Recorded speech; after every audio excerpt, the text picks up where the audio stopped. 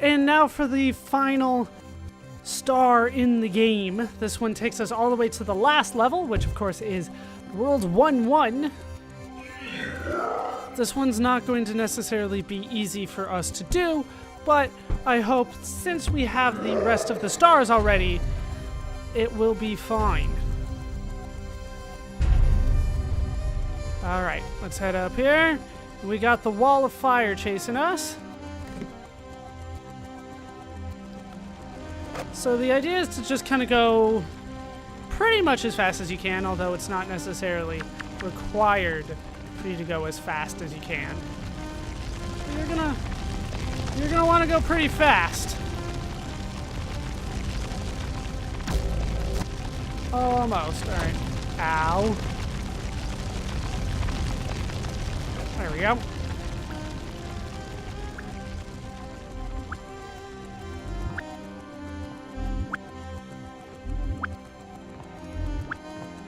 Notice that these are set so that they will never change once I change the time.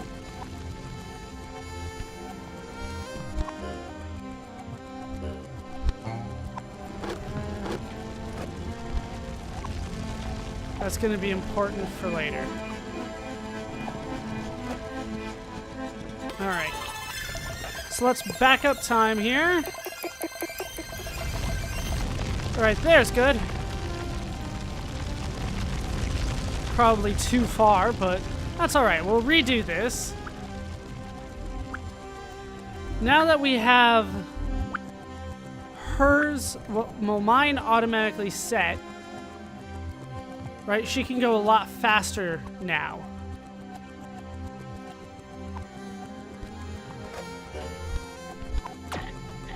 Alright, let's try it again. There we go. And now I don't need to deal with that. We can just head here. And we're going a lot faster these days.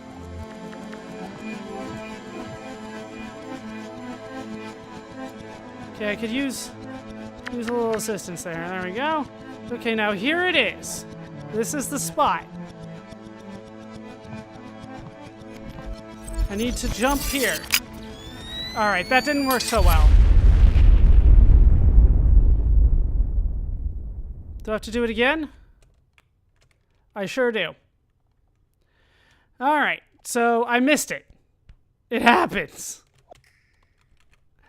Exit the current world, go to the clouds. Alright, let's try it again. This is probably going to take a couple tries. It's just how it works. I jumped too soon. I was on top and then I jumped when I shouldn't have. Wish I could make this part go faster, but there's only so much I can do. And it's supposed to be like a weird emotional moment. But now that we've seen it a couple times, it kind of loses its impact. Or at least I've seen it a couple times. Alright, let's go.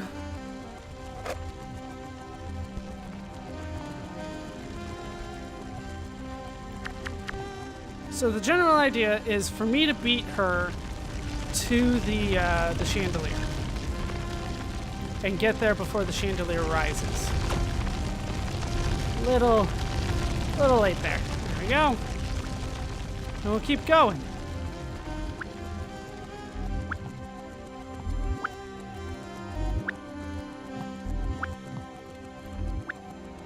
We'll flip that.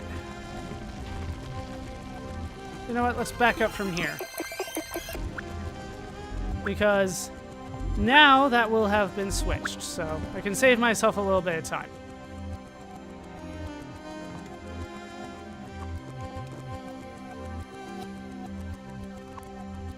There we go.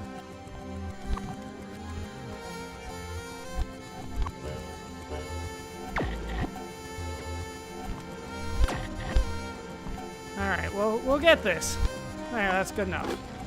Okay, once that is switched, let's back up a bit. Okay, back here.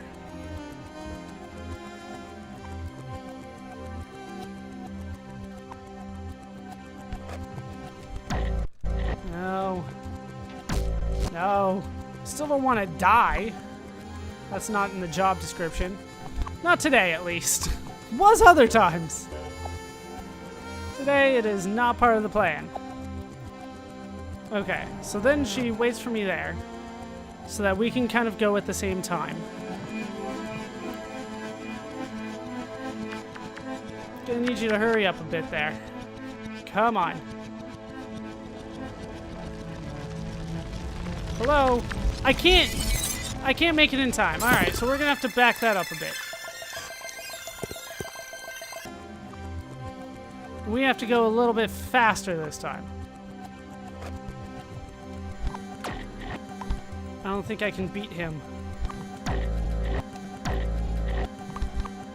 Okay. Come on. Run, Tim, run! Yeah, I kind of need those piranha plants to agree with me a bit here. Jeez. There we go. Come on. Over, over, over. Let me go! Let me go.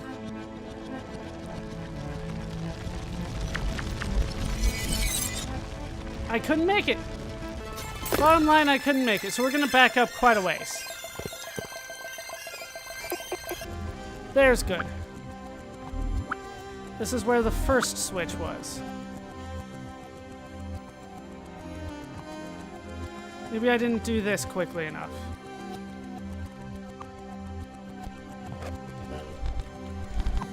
There we go, okay.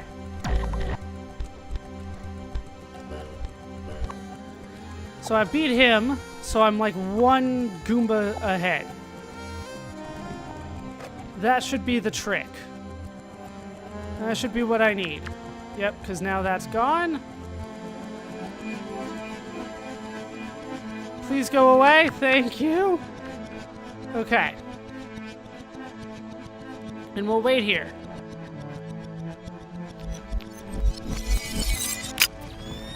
Alright, hold up, hold up. Alright, I'm there. I'm where I need to be. I'm up top. She's gone. She blew up. And now I can get the star. Okay, so that is the final star of the game. And we get to bypass basically the small little cutscene where you find out all the nastiness that was going on. I don't know what that means, because I don't know. She just kind of exploded. It's probably one of the reasons that, as I mentioned before, some people believe that this game is about the Manhattan Project. Outside of the one line and the reference to Manhattan and now the explosion, I don't necessarily see it. But I know it is a big theory out there.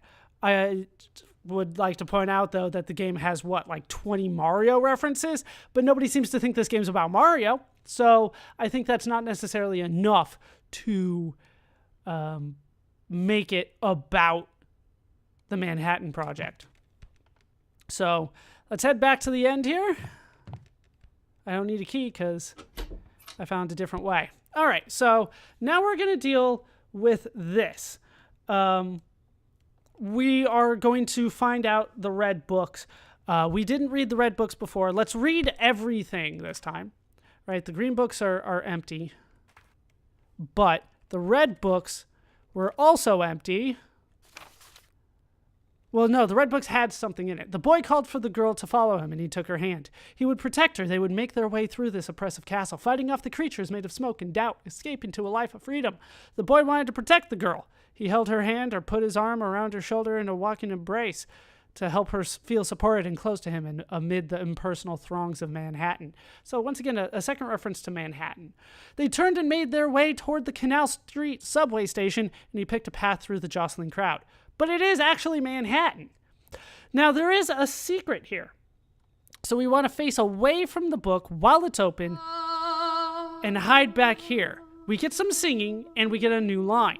His arm weighed upon her shoulders, felt constrictive around her neck. You're burdening me with your ridiculous needs, she said. Or she said, you're going the wrong way, and you're pulling me with you. And another time, another place, she said, stop yanking on my arm. You're hurting me. All right, so that's the first one. And that's the general idea of how we have to read these red books. Make sense? I hope so. All right, let's see if I can read this one. He worked his ruler and his compass. He inferred. He deduced. He scrutinized the fall of an apple, the twisting of metal orbs hanging from a thread. He was searching for the princess, and he would not stop until he found her, for he was hungry. He cut rats into pieces to examine their brains and planted tungsten posts into the skulls of water-starved monkeys. That one sounds like an experiment, but I am not familiar with tungsten posts into the skulls of water-starved monkeys. All right, so let's head here. Now, how do I get up from here?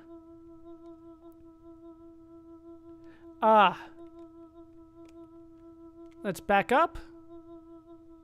Is that the trick? No. Okay. So let's rewind, and we'll try to do this from the beginning. Okay.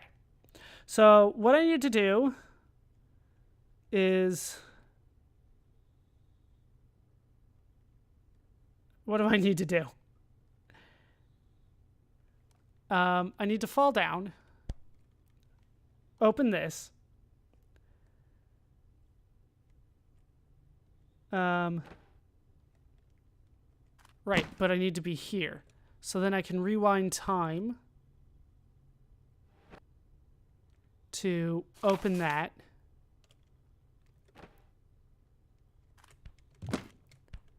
No? Yeah, this stuff is weird.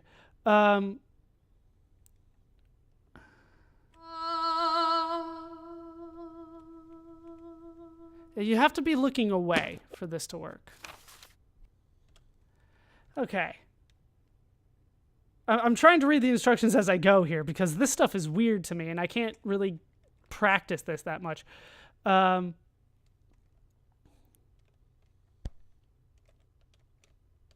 So then...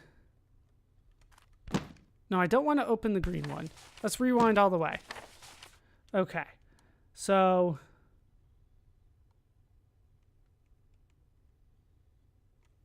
and come back to where you fell. So we want to go like up here and then fall and hide here.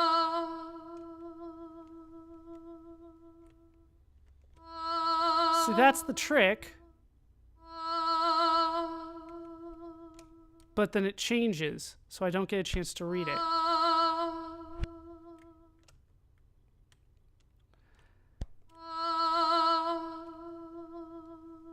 But, I mean, there it is. All right, so they tell me to climb the ladder. That's an important part, it seems. And then go back to where I fell. Then the news did they just say read it? How do I read it from here? You know what? I know. I'm just getting it. They're saying, I'm confusing words because they say hide behind the ottoman, which is here. All right, ghostly, she stood in front of him and looked into his eyes. I am here, she said. I am here. I want to touch you. She pleaded, look at me. But he would not see her. He only knew how to look at the outsides of things. It's a very open for interpretation thing here. Okay, next one. So this one, we want to just read the normal one, right? He scrutinized the fall of an apple, the twisting of metal orbs hanging from a thread. Through these clues, he would find the princess, see her face. After an especially fervent night of tinkering, he kneeled behind a bunker in the desert. He held a piece of welder's glass up to his eyes and waited. On that moment hung eternity. Time stood still. Space contracted to a pinpoint. It was as though the earth had opened and the sky split. One felt as though he had been privileged to witness the birth of the world. Someone near him said, it worked. Someone else said, now we are all sons of bitches. So this is the reference to the Manhattan Project, to the atom bomb, right there. Very clearly a reference to it. But I'm still not entirely sure that's what this is. We're going to go past the green book and into the next room. Notice that it doesn't necessarily change here. All right, so we want to find this green platform here. Let's rewind time a bit. And we'll wait for the sound. There it is. That was the page unflapping. So now I can head back here, turn away. There we go. She stood tall and majestic. She radiated fury. She shouted, "Who has disturbed me?" But then, anger expelled, she felt the sadness beneath. She let her breath fall softly like a sigh, like ashes floating gently on the wind. She couldn't understand why he chose to flirt so closely with the death of the world. So there is that.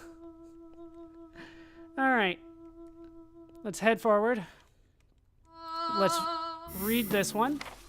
The candy store. Everything he wanted was on the opposite side of that pane of glass. The store was decorated in bright colors, and the scents wafting out drove him crazy. He tried to rush for the door or just get closer to the glass, but he couldn't. She held him back with great strength. Why would she hold him back? How might he break free of her grasp? He considered violence.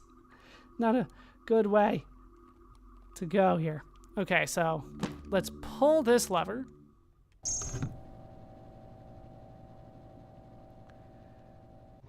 Okay. Then pull it back down.